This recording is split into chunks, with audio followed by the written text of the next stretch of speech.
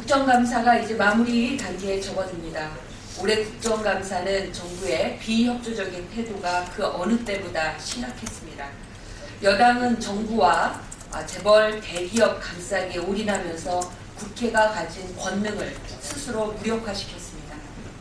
정부 여당의 극심한 비협조와 방해 가운데에서도 저희 정의당은 안전사회, 서민경제 살리기, 그리고 민주주의와 인권을 3대 정책 기조로 삼고 이번 국정감사에 성실하게 임했습니다.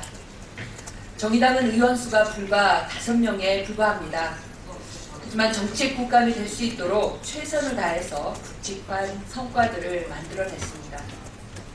판노위에서는 여당 간사가 막무가내로 재벌 대기업 관계자의 국감 출석을 막는 일이 있었습니다. 심지어 기업 측에서 출석하겠다는 의사를 밝혔음에도 새누리당이 요지부동으로 반대하는 바람에 판노위 국감은 오랜 시간 파행을 겪을 수밖에 없었습니다. 환경 및 노동 문제가 대기업 관련해서 밀접한 연관이 있습니다. 그렇기 때문에 판노위 국감에 부르지 않아야 할 이유가 없는 것입니다. 그럼에도 불구하고 여당이 힘의 우위를 바탕으로 국회의 권한을 스스로 폐기하고 국정감사의 기능을 무력화한 것입니다. 새누리당이 잘못을 시인하고 철저히 반성할 것을 요구합니다. 또한 추후 이런 일이 재발되지 않도록 국회는 제도적 방지책을 마련해야 합니다.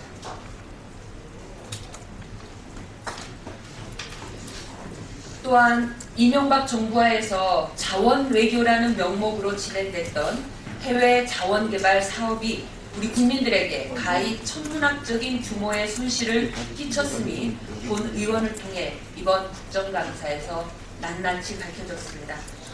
과거 50 정권 때 국민을 상대로 사기를 쳤던 평화의 댐 사업의 전모가 이후 청문회를 통해 드러난 사례가 있었습니다. 이명박 정부 자원외교는 이와는 비교도 할 수 없이 막대한 국민의 혈세가 함부로 낭비된 만큼 그 과정에서 부정과 비리가 없었는지 낱낱이 밝혀져야 됩니다.